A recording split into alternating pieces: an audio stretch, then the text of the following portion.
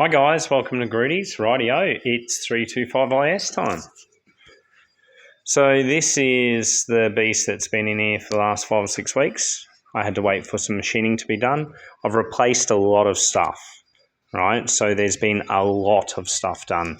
So it's had the head off. I'm in the middle of rebuilding the heater tap at the moment and putting a non-blocked heater core in, right? So I've done headed tank, I've done hoses, but there's a couple of hoses I couldn't get at the time, so I'm going to mark them down for next time it comes in. It's had the 3-way bitch hose. I've got a brand new one of them on. It's had a lot of stuff done, so it had a good set of leads on it, but none of them were in a separator. So I've put a nice neat separator on there. All right. Oh, it's not perfect. I hate it when it's not right. I have cleaned all on that side. It had it had like seeds in the air box. It sat around for a long period of time. It now runs. It runs reasonably neat now. It's had new fuel lines put in. I've put some new air lines on this section here, which is something I always do. It needs some power steer stuff done. It needs some bushes done. And I am doing the, Cardinal Red. Right, red interior, silver car, nice, and it's auto.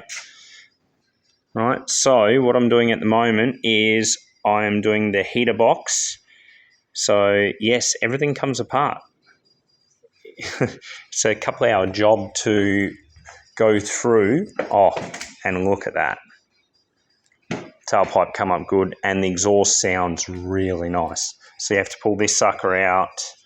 To do this job properly, you literally strip this whole side of the under dash to get it all out. So I will put all new O-rings. I'll run sealants. I'll show you what we're doing. Right, come for a walk. So I've had lots of stuff shipped in this week.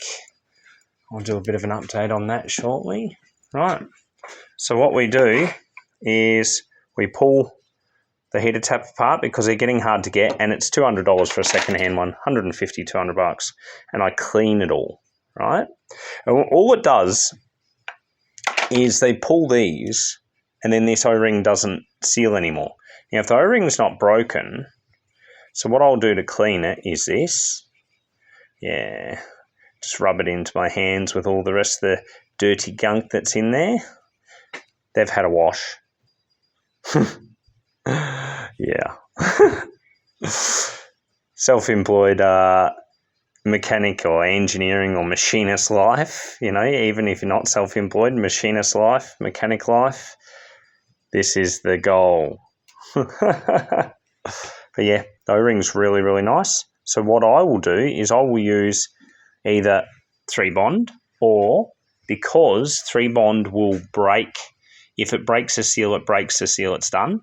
So I use 567, which is a thread sealant. This won't break the seal. This will move and it will be pliable. So if it comes undone, it's not going to leak. So what I'll do is I'll clean it all a little bit more. I will seal it up tonight. I will get it back in the car. And once it's in, once this stuff's in and sealed, you can put liquid straight to it. So what I will do is I'll get it back in the car. I will fill it up with coolant, and then I'll determine whether it leaks or not before I put the dash back together. So I had to go and buy some M3 bolts. M3 bolts go through, 35mm by M3. Now, because I couldn't find any lock nuts, which I was a little bit annoyed about, I will now use 2 nuts to hold it in. So I will lock one nut on the other one. Right, easy guys. Thought I'd show you something a little about M20s and E30s and rebuilding the coolant tap. So that'll go on there with some Loctite 567, and then that has a little locator, and that'll slip on there like that. Bam bam, and I'll screw it all back together, sealed, and it will work perfectly fine. Right, you have a lovely day.